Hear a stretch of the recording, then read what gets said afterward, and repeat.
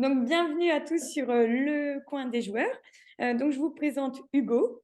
Moi, je suis Hugo. Je bosse à la boutique Trollune depuis quelques années maintenant. Je m'occupe en particulier du rayon jeux de société parce qu'on est une boutique qui existe depuis un petit moment et on est suffisamment grand pour faire plein de trucs différents. Notamment, on fait du jeu de rôle, de la figurine, des jeux de cartes Magic. On vend de la peinture. On est aussi, et c'est notre particularité, on a été fondé en tant que librairie. Donc nous, techniquement, on est tous libraires, tous les salariés de la boutique. Donc, on a une librairie avec une collègue libraire à temps plein et on est spécialisé dans les univers de l'imaginaire, donc de la fantasy, de la SF et tout plein de l'horreur, Lovecraftienne, tout ça, et plein d'autres choses comme ça, du young adulte aussi. Et donc, dans les univers de l'imaginaire, on fait beaucoup de choses. Euh, et moi, je m'occupe plus spécifiquement du rayon jeux de société avec quelques autres collègues. Et donc, une bonne partie de mon activité est passée à me renseigner sur les jeux, les commander pour ma boutique, les recevoir pour ma boutique, les mettre en rayon, les proposer à des gens, les remettre en rayon, réfléchir à pourquoi est-ce qu'on arrête de proposer certains jeux une fois qu'on les a vendus ou pas vendus. Et voilà, je fais plein de trucs, ça se Ouais, renouvelle tout le temps. ouais, c'est déjà pas mal. Du coup, je voulais revenir donc à la base. Est-ce que tu as fait des études? Un des trucs qui est un peu rigolo, c'est que personne n'a fait la même chose avant.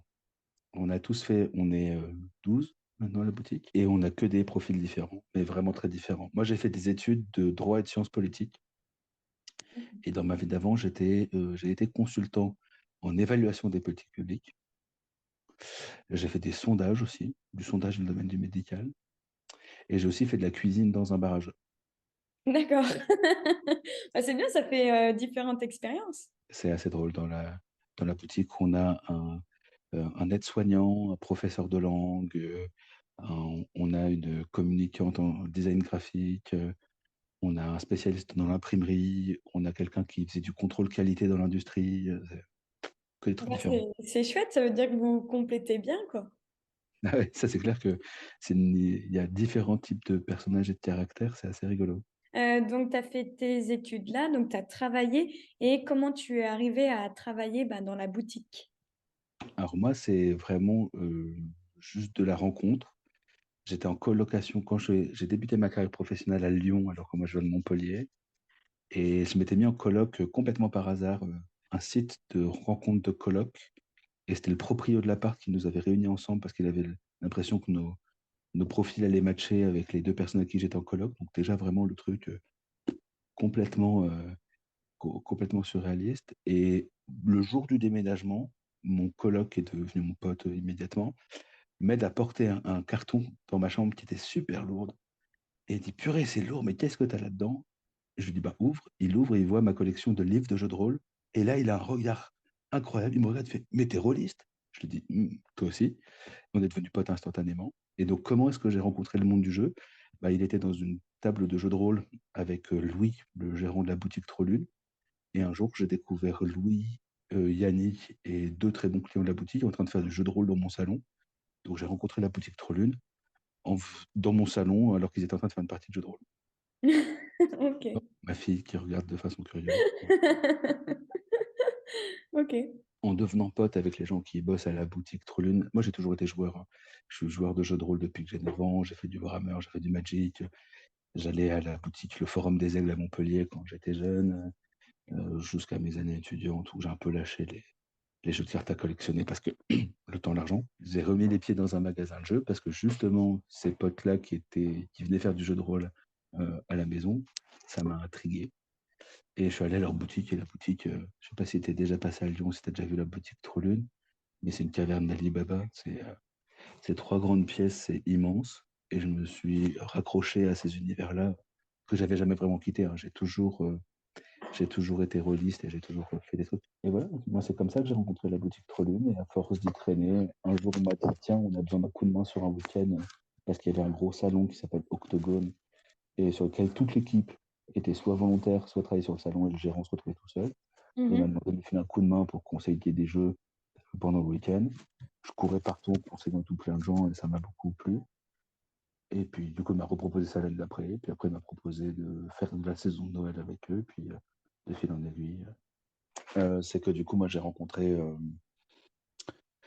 toujours été dans le monde du jeu et j'ai toujours fréquenté les gens du monde du jeu en tant que client. Et la rencontre avec les professionnels du monde du jeu a eu lieu dans mon salon, autour d'une partie de jeu de rôle où il y avait Yannick et Louis, qui sont deux personnages emblématiques de la boutique Trollune. Louis, qui est gérant et le frère du fondateur, et Yannick, qui est le premier salarié et grand connaisseur de jeux de rôle, très très grand connaisseur de jeux de rôle, qui sont des garçons absolument fantastiques. Et qui faisaient du jeu de rôle chez moi, qui m'ont donné envie de découvrir à quoi ressemblaient aujourd'hui les boutiques de jeux de rôle, parce que ça faisait plus de 10 ans que je n'en avais pas fréquenté de façon régulière. Et puis quand je suis rentré dans cette boutique, ça a remis le feu à la passion. Je me suis mis à regarder de façon assidue la chaîne Dice Tower sur Internet pour me remettre un petit peu au goût du jour. Et ce qui m'a vraiment fait retomber gravement dans le jeu de société, c'est quand j'ai découvert les jeux coopératifs. Mm. Moi, j'ai toujours été joueur de jeux, mais pas très grand compétiteur. Enfin, j'aime bien les jeux de cartes compétitifs. J'ai beaucoup fait de jeux de cartes compétitifs. C'est d'ailleurs, ça a d'ailleurs été une de mes portes d'entrée quand j'ai redécouvert Trollune. C'était le moment où sortait un jeu de cartes compétitif dans l'univers de Star Wars. Et je suis un petit peu un fan de Star Wars. Euh, et donc, pour les jeux, pour le faire la compétition, j'aime beaucoup les jeux en 1 contre 1 super compétitifs. Mais quand je joue aux jeux de société, eh ben, j'aime bien plus passer un moment ensemble. Et du coup, la découverte de Pandémie, pour moi, c'était une révolution. Ce qui m'a fait tomber de façon super hardcore dans le jeu de société, c'était de découvrir les dungeon crawlers contemporains. Donc, moi, c'était Imperial Assault, parce que un peu Star Wars quand même. Euh, et, euh, et Pandémie, là, c'était la folie, quoi. Au début, je faisais des heures et des heures, des nuits entières à regarder des vidéos de Dice Tower, des top 10, des reviews, des machins, à tel point que quand, euh, quand je fréquentais la boutique, je connaissais de plus en plus de jeux qui sortaient parce que ben, j'avais déjà vu les vidéos, j'avais rattrapé des vidéos de Dice Tower des années précédentes. Et du coup, vu qu'il y avait à l'époque un gros décalage de presque 2 ans entre les trucs qui étaient annoncés à SN, les trucs qui sortaient aux États-Unis, donc c'était annoncé à SN, ça sortait aux États-Unis, puis ça sortait en France. Du coup, j'avais quasiment rattrapé les sorties françaises. Aujourd'hui, c'est plus compliqué parce que les éditeurs français, en quelques années, ils ont vraiment beaucoup, beaucoup, beaucoup rattrapé le truc. Et il y a beaucoup de sorties simultanées, mais il y a 8 ans, 7-8 ans, cette culture-là de regarder les trucs en anglais, en anticipation, ça fait que quand ça sortait en français, eh ben, c'était des produits que je connaissais. Et ben, c'est comme ça que j'ai commencé. On m'a dit, bah, tu connais vachement bien ce qui sort, tu connais le fond de catalogue plutôt chouette, ça dit de venir faire du conseil. Et j'adorais ça. Tu es devenu conseiller ou vendeur? Et qu'est-ce que tu fais concrètement dans la boutique? On ne fait pas beaucoup la différence, nous, entre conseiller et vendeur, honnêtement. Utilise même le terme conseiller-vendeur sur nos descriptions de poste, Ok. euh, parce que nous, la particularité, c'est que vu qu'on est une boutique avec une image super geek, euh, et ben, on a des clients qui sont souvent fins connaisseurs. Alors, pas tous, hein. On est ouvert à absolument tout le monde. Et un samedi après-midi à Trollune, il y a plein de grands publics, des gens qui connaissent pas les jeux, des groupes qui cherchent juste un party game pour la soirée, et absolument tout le monde est le bienvenu. Mais là où moi, on m'a plus déployé, c'est sur le jeu type expert, parce que, enfin, expert, pas trop ce terme, mais les jeux joueurs, quoi. Les jeux où il faut se fader un livret de règles, les jeux où il faut accepter d'être assis à faire la même chose pendant au moins 2 heures, et les trucs où, à la première partie, à la fin, tu dis, ah, mais c'est comme ça qu'on joue. Et c'est vrai que pour prendre plaisir avec ce genre de truc, faut investir du temps et de la volonté là-dedans. Et du coup, ouais, nous, typiquement, enfin, moi, personnellement, à Troulul, je me considère comme conseiller vendeur, conseiller en premier, vendeur en deuxième, parce qu'on est dans un milieu où l'acte d'achat, il est en partie défini avant même de passer la porte. C'est-à-dire que un vendeur, c'est quelqu'un qui fait en sorte que un passage se transforme en vente. Dans une boutique de jeux, les gens qui viennent souvent, ils ont déjà envie d'acheter un truc. Souvent, ils sont pas tout à fait sûrs de savoir quoi. Et en plus de ça, c'est typiquement un milieu où, vu qu'on est dans le domaine du plaisir, Mm. euh, moi, j'aime bien dire qu'on n'est pas tout à fait du luxe parce que, encore pour l'instant, on n'est pas extrêmement cher comme loisir. C'est-à-dire que si ton loisir, c'est le yachting et la navigation en pleine mer, quand tu te balades dans une boutique de bateau, il faut quand même appeler ton banquier avant. Pour l'instant, pour le jeu de société, ça va. C'est un hobby où c'est pas cher, mais c'est pas du luxe. Cela dit, vu que ça n'est absolument pas du tout nécessaire, on a un petit peu le même genre de dynamique. On est sur un produit culturel, plaisir, envie de partager des trucs. Et du coup, pour moi, l'acte de vente, il est surtout dans les mains de celui qui vient à la recherche de jeu, du Mm. joueur. Donc à partir de là, nous, on explique bien à chaque fois quand quelqu'un intègre l'équipe que ils sont pas là pour pousser des boîtes ou pour vendre des jeux, ils sont là pour accueillir des gens et faire en sorte que les gens passent un bon moment à la boutique, qu'ils soient conseillés pour repartir avec quelque chose qui leur convient, qui est adapté.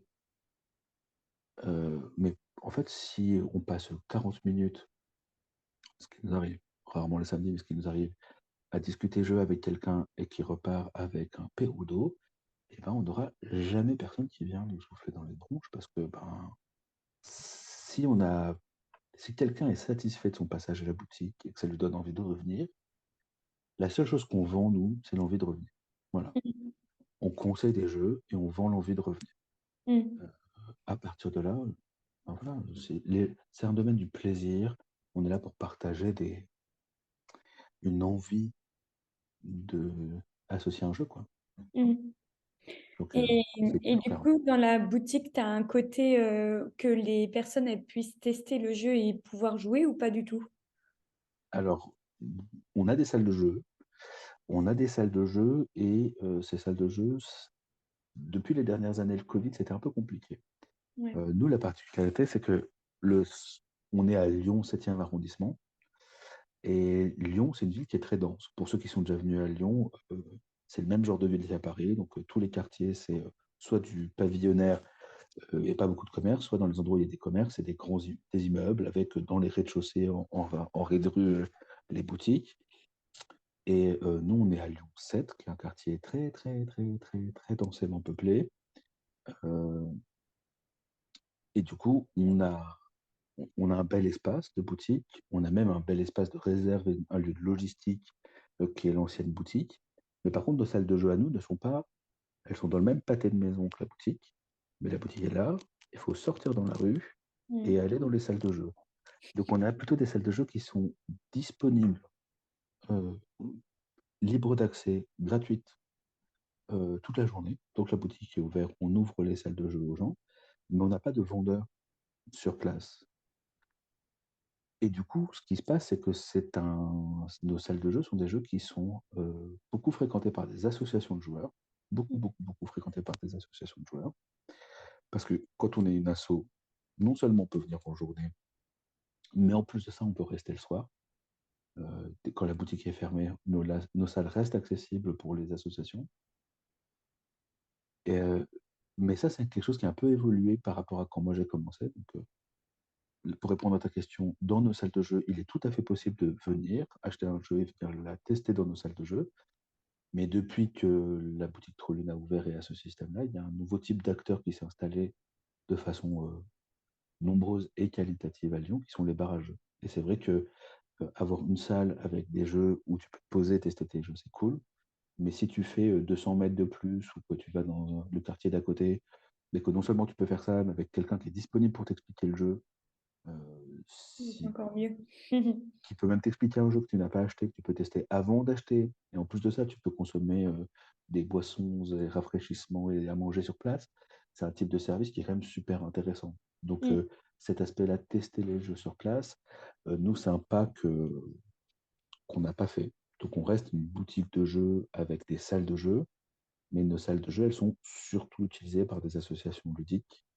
Et vu qu'on fait de la figurine, de la carte, etc., sont des activités qui sont très très liées à la disponibilité de salles de jeu. Le jeu de société, moins, vraiment moins. À une époque, nos salles de jeu étaient. On a une ludothèque hein, où tous les jeux sont en libre accès, on l'entretient nous-mêmes. On met des jeux assez récents quand ils ont fini de faire le tour de l'équipe ou d'être utilisés dans des animations. On les laisse à disposition. Mais c'est une activité qui était continue mais pas très importante avant le Covid. Et depuis le Covid, il y a eu les barrageux avant le Covid et depuis le Covid, c'est une activité qui est devenue très faible. Donc, on peut tester des jeux sur place, mais il y a peu de gens qui le font. Ok. Et du coup, bah, tu as été embauché à plein temps et tu fais des semaines de 35 heures? J'ai été embauché à plein temps il y a déjà un bon moment et je fais des semaines d'un peu plus de 35 heures avec la particularité qui est que vu que moi, en plus d'être conseiller vendeur, je suis, je mets des guillemets, responsable des commandes sur le pôle plateau, bah, on s'est rendu compte que on commençait à avoir beaucoup de commandes à passer. Et quand au mois de novembre 2020, ils ont recommandé à ceux qui le pouvaient de faire une partie ou toute leur activité en télétravail, on s'est rendu compte que ben, moi, l'activité de commande me prenait quasiment tout mon lundi et une bonne partie de mon mardi. Et il m'a été proposé de le faire en télétravail, Ok. notamment parce que l'équipe avait tellement grandi qu'on avait un problème de nombre de postes informatiques disponibles. Et avoir quelqu'un qui faisait 2 jours de travail de bureau à la boutique, bah, ça prenait de la place. Donc moi aujourd'hui, ma semaine elle est divisée en deux parties. En fin de semaine, je fais la logistique du rangement de jeu du conseil et je suis conseiller vendeur. Et le lundi et mardi, je me consacre aux achats pour la boutique. Donc je gère une trentaine de fournisseurs pour la boutique et dont je suis référent. Faire en sorte de bien connaître les catalogues, commander ce qui était vendu, prendre les nouveautés, choisir lesquels, en quelle quantité, faire la relation commerciale avec les fournisseurs. Et du coup, je fais ça depuis chez moi. Ok. Bon, mais c'est chouette. Et du coup, tu as eu aussi une évolution de carrière ou pas du tout? Parce que j'ai l'impression que le jeu de société, ça se développe et donc bah, ça a que du bon en fait. Ou... Ah, carrément. Moi, j'ai la chance dans mon entreprise d'avoir. Donc, je parle d'entreprise, la boutique Trolune, hein, qu'on soit bien clair. On est 12, 2 gérants, 10 salariés. Euh, les tâches que moi j'ai fait entre le moment où je suis arrivé et aujourd'hui ont beaucoup évolué. Et j'ai l'impression de m'être spécialisé, d'avoir un métier qui est complètement différent.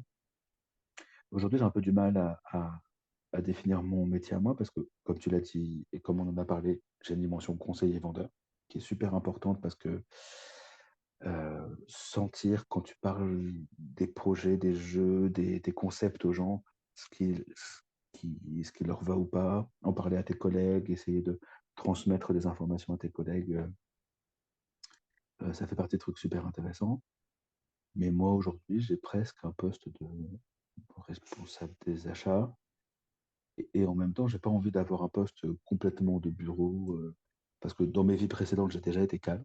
Euh, Comme je te disais au tout début, j'ai été consultant, j'ai fait du sondage. En fait, moi, j'adore dans notre boulot le fait que tu sois sur tes jambes en permanence, en train de porter des boîtes, répondre à des gens, aller à droite, aller à gauche. Ça fait partie des trucs super intéressants du boulot. Tu es en relation avec des gens en permanence. Et du coup, ouais, moi, j'ai carrément eu une évolution de carrière.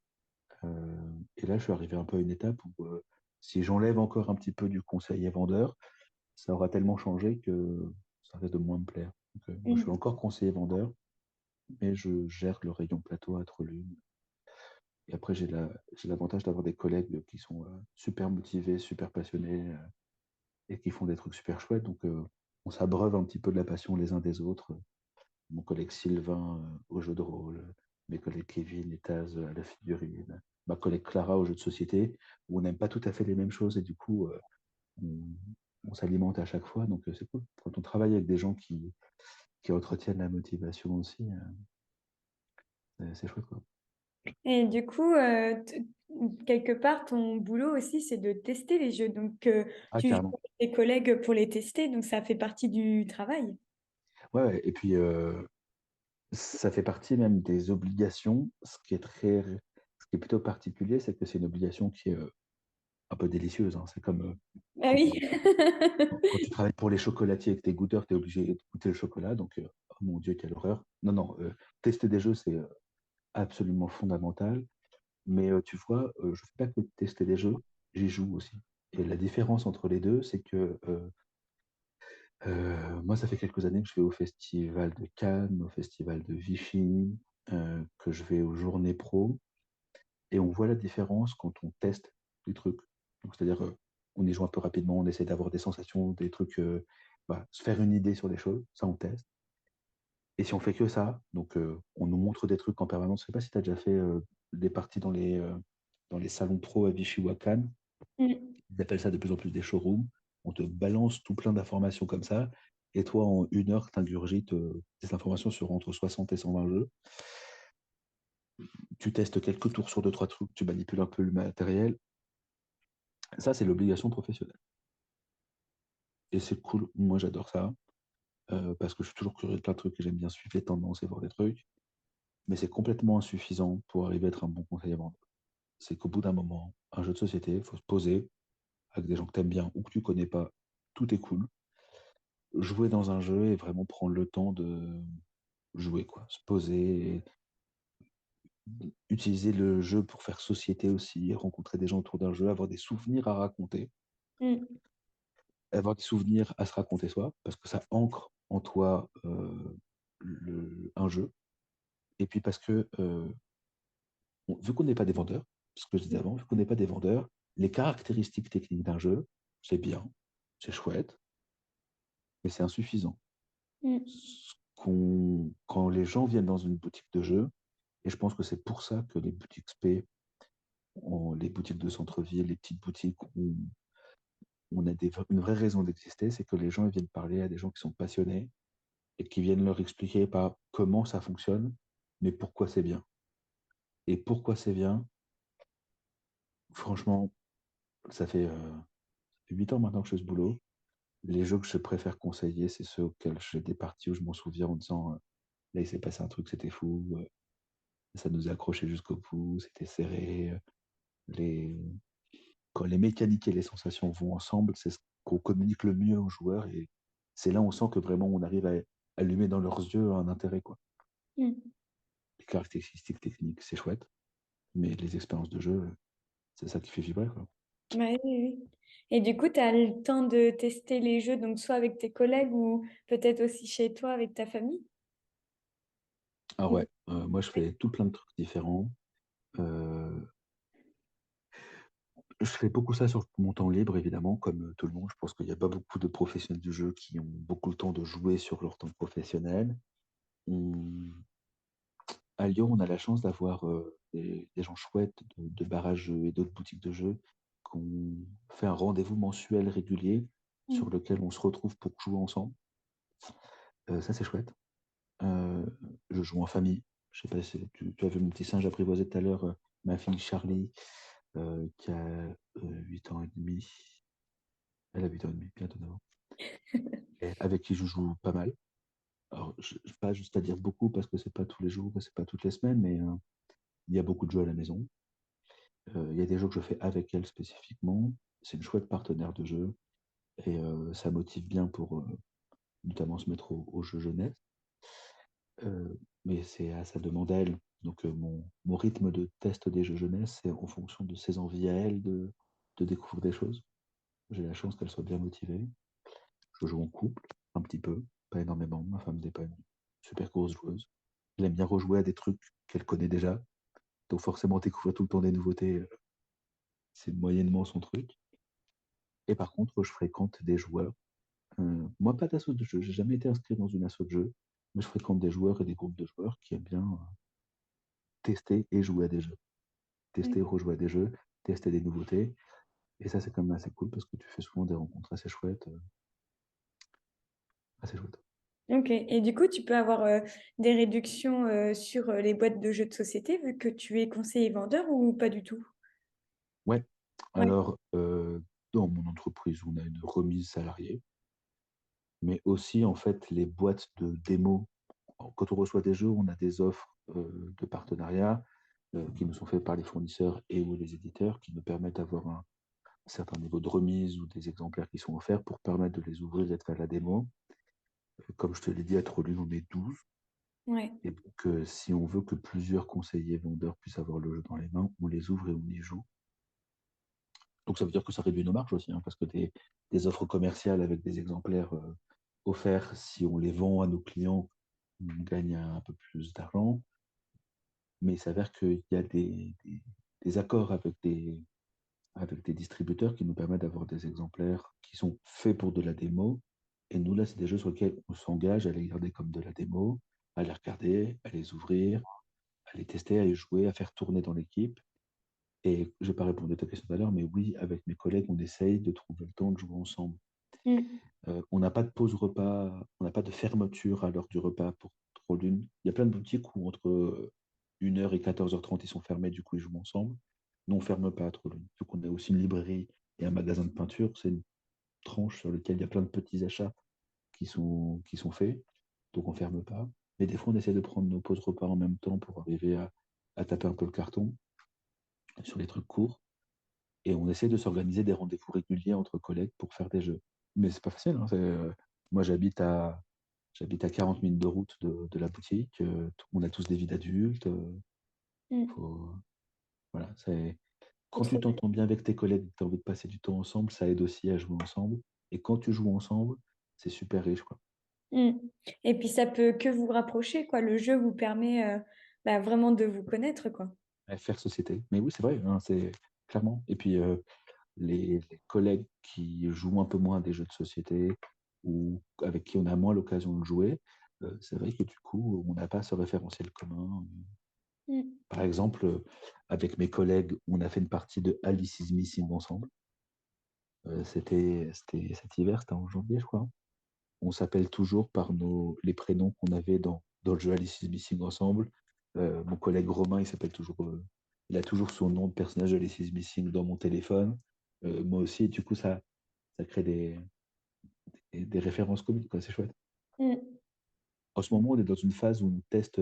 Il y a plein de jeux d'enquête, des enveloppes de jeux d'enquête différentes qui sont sorties.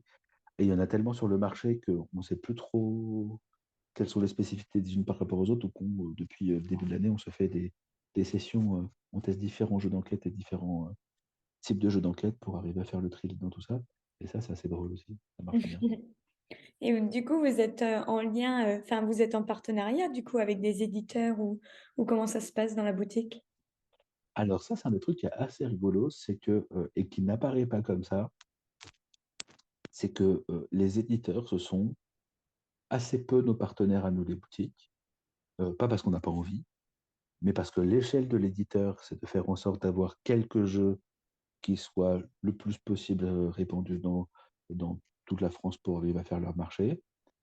Et nous, notre métier, c'est d'avoir tout plein de jeux différents et de les adapter à ce qu'on propose nous dans la boutique. Et donc forcément, eux, ils sont comme ça, nous, on est comme ça.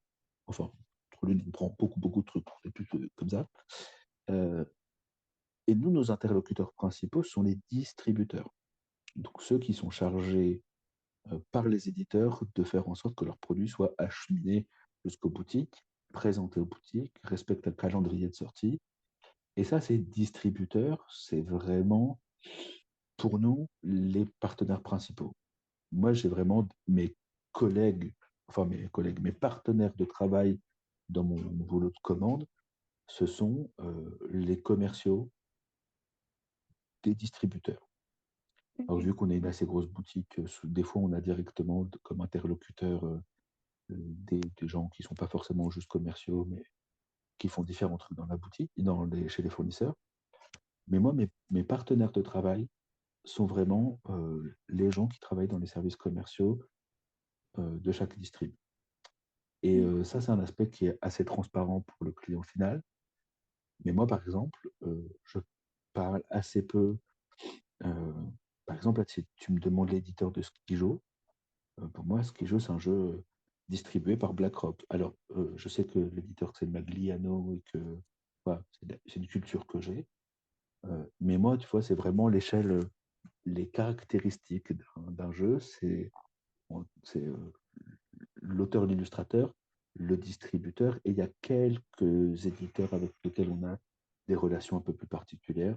Par exemple, à Lyon, on a les excellents de Catch Up Game qui ont vraiment un super catalogue qu'on connaît bien et dont on aime bien défendre les jeux. Euh, mais voilà, ce sont des relations particulières qui se créent dans le temps. Il y a pas mal d'éditeurs maintenant qui se rendent à Cannes et à Vichy pour essayer de rencontrer aussi les boutiques, mais pas tous. Et c'est OK, hein, eux aussi. Leur, euh, Leur but, c'est qu'il y ait plusieurs milliers d'acteurs qui captent leur jeu, alors que nous, on s'intéresse à 3, 4, 10 jeux de leur catalogue à chaque éditeur. Donc, forcément, le levier actionné pour toutes les boutiques, il est très pas. Enfin, ce serait trop dur d'avoir une relation personnelle avec toutes les boutiques, quoi. Mm. Et du coup, bah, donc ça va faire longtemps que tu es un joueur et que tu as accumulé cette expérience. Et du Ouais. coup, est-ce que tu as eu dans la tête, dans l'idée de vouloir devenir créateur, de créer Ouais. un jeu? Bah, Ouais. je crois que tout le monde y passe, hein, ouais. Ouais. Je crois que tout le monde y passe, tout le monde. Et puis, en fait, c'est surtout que quand tu commences à dire que je travaille dans le jeu de société, tout le monde te dit, ah, tu fais des jeux. Non, moi, je les conseille à des gens. Il y a des gens qui ont fait des jeux, il y a des gens qui les ont édités, il y a des gens qui les ont distribués. Moi, je les mets dans des meubles Ikea et je les propose à des gens en montrant avec mon doigt sur la boîte pour dire regardez, c'est joli, je tourne, regardez, c'est bien. Et pourquoi c'est bien. Voilà. J'ai un peu simplifié, mais souvent. Euh, Moi, j'ai déjà eu des idées de design sur lesquelles j'ai même travaillé un petit peu avec des copains. Mais en fait, je crois que moi, je respecte à fond les auteurs de jeux parce qu'il faut être un peu acharné et aimer beaucoup appliquer des idées de façon précise et retenter, retenter, retenter. Et moi, j'ai jamais dépassé l'étape du premier proto. Ok. J'ai eu deux, trois idées avec lesquelles j'ai travaillé avec des gens. J'ai même un pote qui était venu pour faire 10 jours, une semaine, 10 jours de travail sur un projet où c'était plutôt chouette. Mais lui, il a une vie bien remplie. Moi aussi, deux enfants. Et on n'a jamais dépassé l'étape du premier proto, des premières parties. Et ça me manque pas particulièrement. Ça me manque pas particulièrement. J'ai pas l'impression d'avoir des idées qui sont si fantastiques que ça, qu'il faudrait absolument que je m'acharne pour faire en sorte qu'elles soient éditées, que les gens puissent y jouer. Peut-être qu'un jour, mais je pense pas. Et puis moi, je prends tellement de plaisir à jouer à des jeux.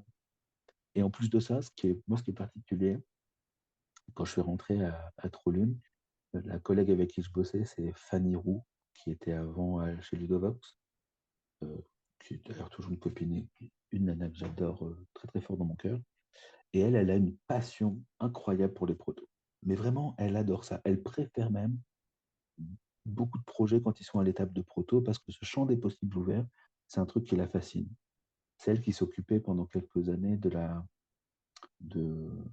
du concours de proto du salon Octogone qui a lieu en octobre à Lyon. Et elle s'en était occupée pendant quelques années. Elle était passionnée par ça. Et moi, ça ne me fascine pas du tout. Alors, c'est pour moi un jeu. J'aime bien euh, un, un jeu qui est non seulement un concept ludique, mais aussi un produit fini avec les illustrations finies, l'édition qui est faite, les règles qui sont rédigées. C'en est au point où, quand on me dit, oui, mais ce jeu, il est bien, mais le meilleur mode, c'est une règle optionnelle que l'éditeur a mis sur Board Game Geek, et ben, je sais pas, moi, c'est pas mon truc. C'est Mm. que j'aime bien l'idée que ça, c'est l'expérience telle qu'elle a été pensée, éditée, réfléchie et finalisée. Et du coup, quand t'es pas fasciné par les protos, ben, passer son temps à en faire, c'est aussi pas super excitant, quoi. C'est que Mm. moi, quand je me suis retrouvé avec le proto de mon jeu, et je me suis dit, pour qu'il soit bien équilibré, je vais sans doute devoir en faire 200 à 300 parties. Ça m'a pas passionné plus que ça. C'est parce que mon concept n'était pas suffisamment bon. Ça se trouve, quand tu as l'idée qu'il faut, ça Mm. vient naturellement. Et moi, ça m'est pas venu naturellement. Et du coup, ça va faire combien de temps que tu travailles dans la boutique Trollune? Ma première pige, c'était il y a 8 ans. D'accord. La première pige, c'était il y a 8 ans. J'ai pas travaillé à temps plein dès le début. J'ai fait une année presque pleine en 2016, travaillé avec un contrat à temps plein à partir de fin 2017. D'accord, ok. Oui, parce que je me demandais, la boutique Trollune, ça fait combien de temps qu'elle existe, tu sais, ou pas du tout? Ça fait plus de 18 ans, entre Ok. 18 et 20 ans. Attends, c'est quoi déjà? À la base, c'était une petite boutique de jeux de rôle avec un peu de jeux de société. Et puis, chaque personne qui est rentrée y a amené sa touche. Et maintenant, c'est plutôt un joli truc. Et pourquoi le nom Trollune? C'est un troll qui hurle à la lune. Ah, Notre d'accord. symbole, c'est une lune avec devant un espèce de troll cornu. Et notre logo, on voit le troll de dos, qui a la tête levée vers la lune et dont on voit les cornes en arrière comme ça. Et pourquoi? Bonne question. Parce que Ok. imaginaire, troll, pourquoi la lune? Référence au loup-garou. Charles qui a fondé la boutique qui est ultra fan du monde des ténèbres. Donc c'est un univers de jeux de rôle dans lequel les jeux les plus connus sont Vampire la Mascarade, Loup-garou l'Apocalypse, Mage l'Ascension, et qui existe depuis longtemps. Et on s'est créé comme une boutique de jeux de rôle et autres. Et je pense que c'est la référence au monde de l'imaginaire. Notre sous-titre, c'est la boutique de l'imaginaire. Donc, puis maintenant, quand on fait des mauvaises blagues, on peut dire, mais regardez, c'est sur la porte. On est des trolls, on a le droit. Ok. Et du coup, bah, toi qui as été embauché, tu as connu la période du Covid. Ouais. Est-ce que tu as rencontré beaucoup de difficultés ou est-ce que ça va mieux ou comment ça s'est passé en fait? Pendant un mois, on a cru qu'on avait tous perdu nos boulots. Ah, d'accord, ok. Ouais. Pendant un mois, on a cru qu'on avait tous perdu nos boulots. On a cru que la boutique allait s'effondrer. On a cru que ça redémarrait jamais. Et puis l'élan de solidarité complètement fou qu'ont eu les gens qui sont revenus faire des achats en boutique, qui, ont, qui nous ont soutenus, qui ont eu plein de messages encourageants. Ça a donné de la force et de l'énergie. Et puis le Covid, ça nous a profondément frappé, modifié parce que nous, on faisait partie de ces boutiques qui n'avaient pas de site internet. Et on a fini le premier Covid avec un site internet lancé par notre prestataire qui s'occupait de nous faire notre outil de gestion informatique. Et ben pour toutes les nous on a un logiciel de librairie parce que il y a quelques spécificités avec la librairie. Et ben, comme des centaines de librairies qui étaient exposées au même problème, sans site internet, sans possibilité de faire du click and collect, tout était devenu très difficile.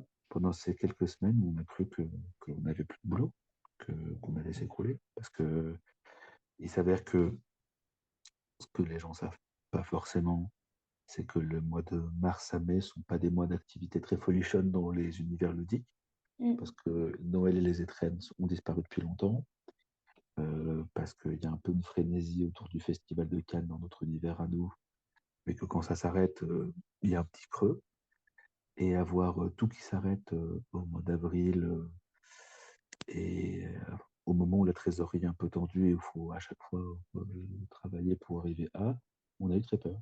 Donc là, on a eu un élan de solidarité complètement fou de nos clients, mais aussi des autres acteurs du monde du jeu, avec des fournisseurs, ceux qui nous vendent à nous les jeux, qui ont mis en place des trucs complètement dingues pour nous permettre d'étaler les factures et faire en sorte que le moins de boutiques possible soient mis en difficulté. Donc eux, ils ont été géniaux.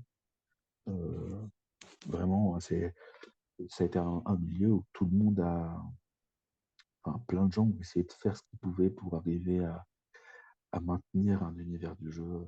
Plein de gens sont mis à zoomer des parties. Euh, voilà. Et donc, nous, on était super inquiets.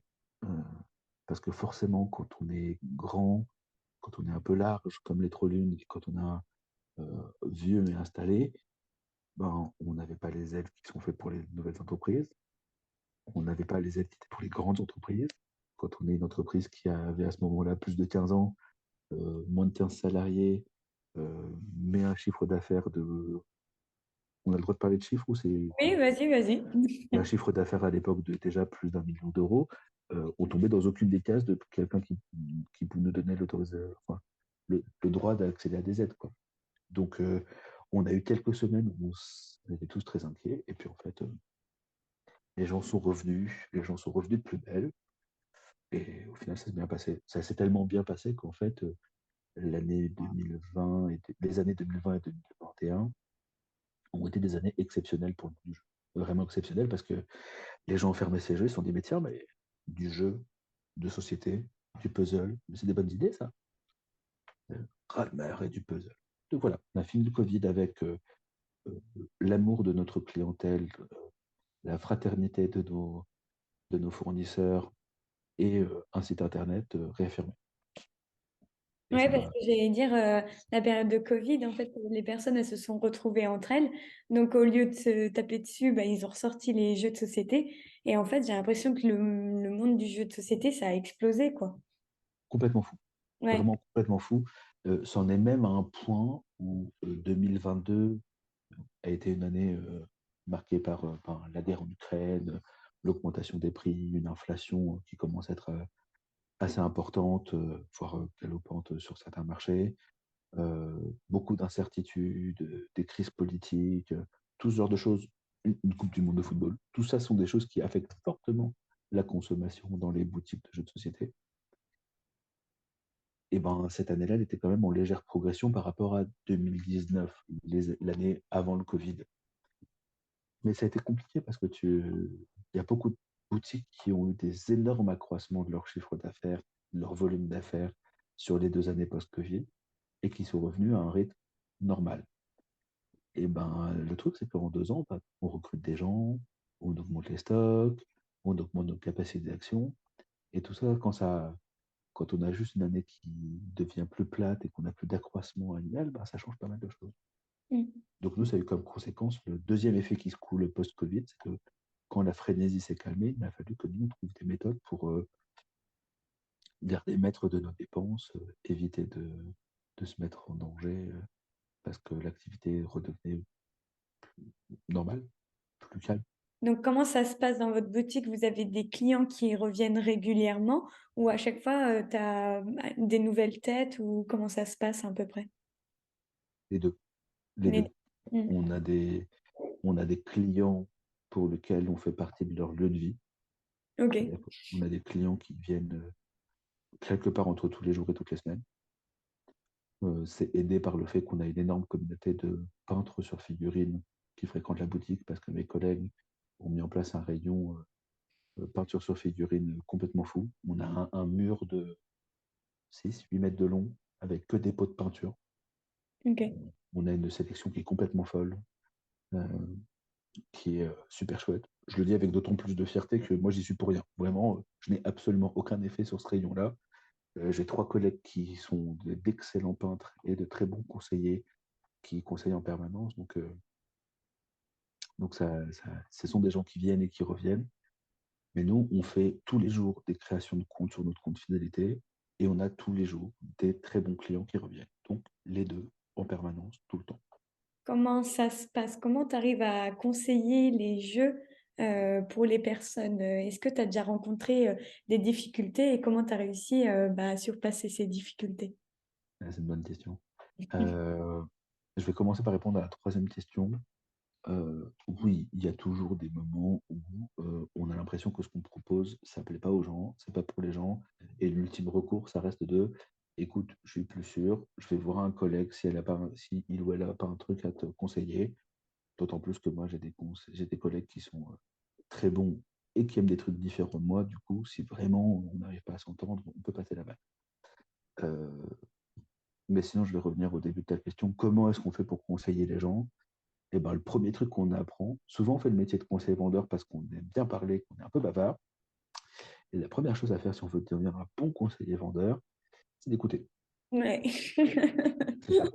Moi, quand j'ai commencé à bosser à Trolune, les gens me posaient une question et puis je partais, j'embrayais, je discutais, je parlais longtemps, je présentais plein de trucs. Aujourd'hui, la plupart de mes conseils, et puis c'est même pas moi qui me rends compte, c'est même pas conscientisé forcément, c'est c'est des collègues quand ils ont intégré l'entreprise qui m'ont dit tiens, c'est rigolo, tu fais comme ça. Euh, je pose des questions aux gens pour essayer de comprendre ce que sont leurs attentes. Quand ils m'expriment des trucs, j'essaie de comprendre les orientations dans lesquelles ça va donner. Et j'ai tendance à conseiller 3 ou 4 jeux, max. Et surtout, je parle de 3 ou 4 jeux en parlant vraiment, pas en expliquant les règles. J'explique jamais des règles de jeu. Moi, vraiment, absolument jamais. Ça ne met il y a 3 jeux pour lesquels j'explique les règles du jeu, mais parce que tu peux pas parler du jeu sans expliquer les règles, et l'explication du jeu, enfin, exprimer ce qu'est le jeu, c'est expliquer les règles et c'est tout. Tu vois. Un jeu comme That's Not a Hat, qui a fait du bruit là au début de l'année, le concept est tellement proche des règles que voilà, tu parles des règles, mais parce que c'est ça le jeu, quoi. Il y a tellement peu d'éléments, peu de spécificité. Enfin, ouais, le gameplay et les règles, c'est la même chose. Mais sinon, je parle quasiment jamais de règles. Je ne mentionne le nombre de joueurs que quand c'est pertinent. je mentionne les auteurs et les illustrateurs que quand ça répond à une demande du client ou un truc que moi j'aime bien parce que c'est quelque chose que j'aime bien mettre en avant pour ce jeu-là. Et du coup, je parle des sensations de jeu. Par exemple, je sais pas, c'est difficile dans l'abstrait de faire comme ça, mais si tu devais me poser une question, et évidemment, on a tendance à conseiller des trucs qui sont plutôt récents à des clients qui sont joueurs, parce qu'on se doute qu'il y a des choses qui sont. Le reste, ils les auraient potentiellement déjà eu.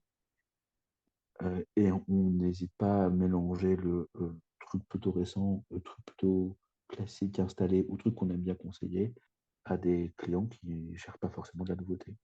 Mais ouais, il faut écouter. C'est un métier où pour avoir le droit d'être bavard sur les trucs, il faut d'abord bien écouter les gens. Quels sont, toi, tes projets futurs? Dans les projets que j'ai en tête, moi, c'est que j'habite en périphérie lointaine de Lyon. J'ai rencontré des gens super avec lesquels je fais des jeux pas loin de chez moi. Et je me demandais si, comme je te dis, moi, j'ai jamais fait partie d'une association de jeux. Et je me demandais si, avec ces gens-là et pour fédérer d'autres gens autour, ça pourrait être pertinent autour de chez moi de créer une association de jeux. La dimension disponibilité étant m'a Ouais. freiné depuis les quelques dernières années.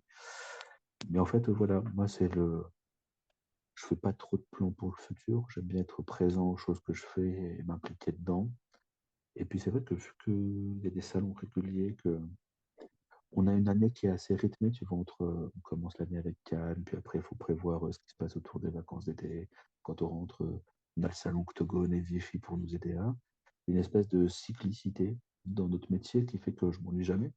Je m'ennuie vraiment jamais. Je suis toujours absolument passionné par la découverte de nouveaux projets, le fait de jouer à des trucs nouveaux.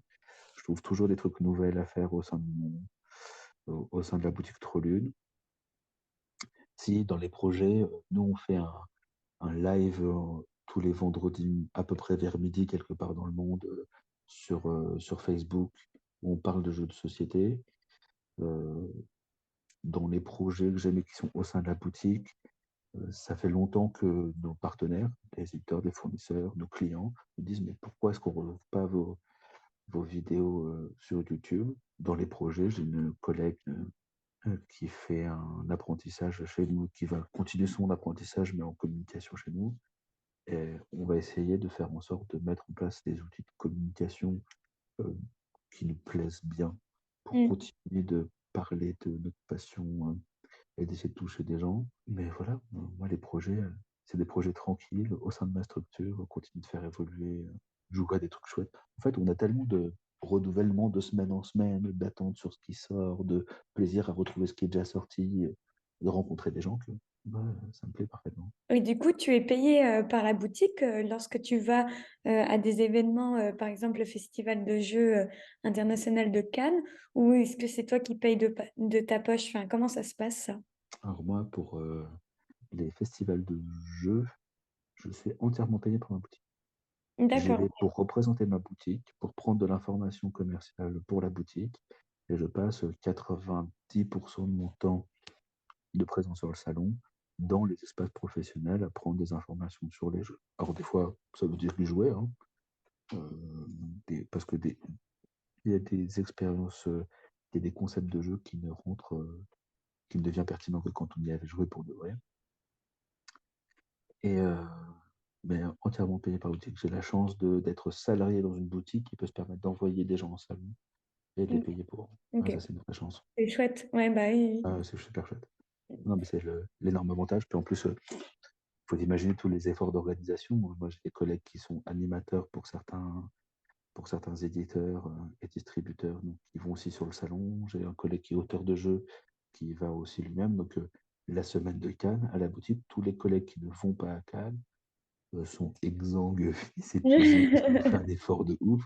Et tout ça pour nous permettre de vivre cette semaine de Cannes. Donc, la chance d'être dans une structure avec des collègues qui assurent derrière pour nous permettre d'être disponibles pour ces choses-là. Ouais. Ça, Mm. c'est assez énorme. Quel est ton type de jeu à toi? Quel serait ben, ton jeu du moment? Moi, j'aime les jeux de gestion, j'aime les jeux de cartes, j'aime les jeux coopératifs. Donc là, dans les expériences récentes, les trucs auxquels j'ai tout le temps envie de rejouer, bah, moi, depuis l'année dernière, Ark Nova, ça a été un truc complet. Alors, c'est un super gros jeu. Je préfère y jouer à deux ou trois parce qu'à quatre, je trouve ça très long. Mais j'ai adoré Ark Nova. Cette mécanique d'action qui glisse, un puzzle qui me fascine en permanence. Je trouve ça génial. Moi, j'adore les jeux de pose d'ouvrier. Et du coup, j'ai rejoué à Viticulture avec des copains sur l'extension coopérative, comme le fait d'exploiter du vin. C'est un jeu de Stegmaier Game, ceux qui ont fait Sight. C'est un jeu de pose d'ouvrier où on joue des exploitants en vin qui essayent de se développer à l'international. Et il y a un mode coop qui est super bien pensé dans une extension, vraiment super cool. Ce qui m'a donné envie de rejouer à des jeux de pose d'ouvrier aussi. Et là, dans les petits jeux qui m'ont un peu fasciné en ce moment, bah, Mindbug qui est sorti chez Yellow, c'est vraiment un truc sur lequel j'ai énormément de plaisir parce que je Bien. retrouve ce plaisir des jeux de cartes à collectionner, 15-20 minutes de partie et sans collection, comme Ok. l'insecte mental. Et un dernier pour la route. En ce moment, avec ma fille, on joue à Miller Zoo. C'est sorti chez Gigamic, c'est un jeu de Randolph Barr.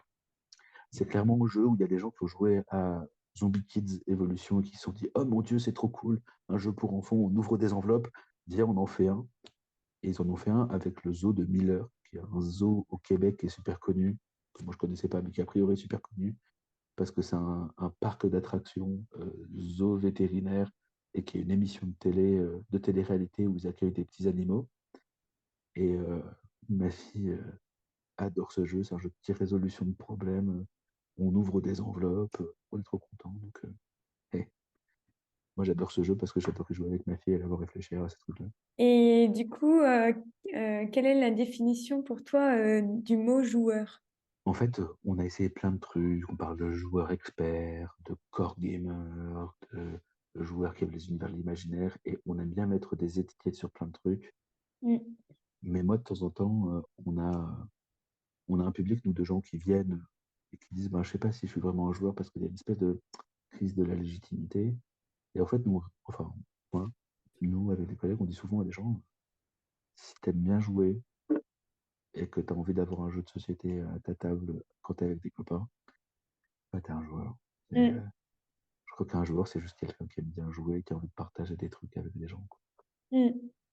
Et du coup, pour toi, quel serait un bon joueur? Quelqu'un qui aime bien faire ça et qui, quand il perd, il a envie de rejouer quand même. Ouais, c'est pas mal. C'est, moi, souvent, on me dit ah, mais tu dois être fort au jeu, c'est pour ça que tu vends des jeux. Je fais non, non. Moi, je vends des jeux et je suis passionné de jeu parce que même quand je prends une tôle, j'adore ça.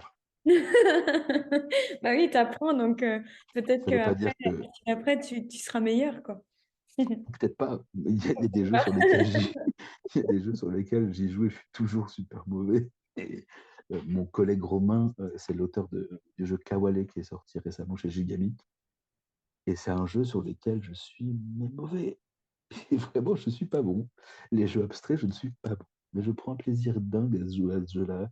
La manipulation des petits galets, essayer de faire des petits pièges en me trouvant super malin, genre, ouh, j'ai fait un petit piège, ça va marcher. Je suis complètement transparent, les gens me bloquent et me, et me contre complètement. Je perds contre des enfants et j'y prends un plaisir fou. Comme quoi, On va tant mieux. Et du coup, ben, déjà, je voulais te remercier pour cette interview. Et je voulais te demander, ben, toi qui connais pas mal de joueurs, enfin, des personnes dans le monde du jeu, ouais. qui je pourrais interviewer, ben, qui serait bien à entendre, écouter. La personne qui me vient en tête comme ça, parce que dans notre conversation, on a parlé du rôle des distributeurs. Et moi, je pense que Johan, euh, le gérant et un des fondateurs de la société BlackRock, euh, c'est un garçon fantastique. Une super belle personne.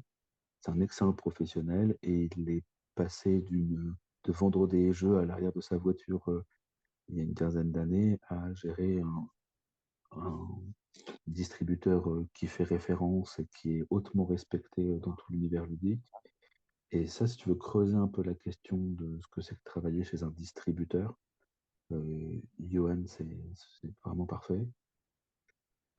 J'ai mentionné l'éditeur Catch-Up. Alors, si on veut rester dans la mafia lyonnaise, les gens de l'édition Catch-Up, c'est cool. Mais une autre proposition qui serait bien, c'est moi, j'ai la chance de travailler avec des gens qui sont ludistes depuis plein d'époques différentes. On a des collègues qui ont 50 ans avec elle, et des collègues qui ont 19-20 ans. Ma collègue Clara, avec laquelle je partage la gestion du rayon jeux de société à la boutique Trolune. On n'est pas du tout de la même génération, on n'a pas du tout le même background de joueur, et c'est quelqu'un qui est aussi passionné par le jeu de société. On ne s'intéresse pas tout à fait aux mêmes choses, mais on adore partager. Ça pourrait être intéressant de voir dans une même structure à quel point deux personnes qui travaillent ensemble peuvent avoir des approches différentes. Je te remercie. C'est des joueurs qui nous écoutent, qui nous regardent. Ok. Quels sont les conseils que tu leur donnerais? Jouer avec des gens avec qui ça vous fait plaisir de jouer. Restez curieux, ça c'est quand même assez fondamental. Et soyez gentil avec les gens qui perdent, ça se trouve, ils y prennent vraiment beaucoup de plaisir. Ok, bon, bah voilà. On termine sur des bons conseils. Non, bah Voilà. super. Merci beaucoup du Je temps. t'en prie. Oh, merci beaucoup, c'était cool. Je te remercie. Je vais retourner boire du thé et profiter de mes vacances à Montpellier. C'est cool aussi.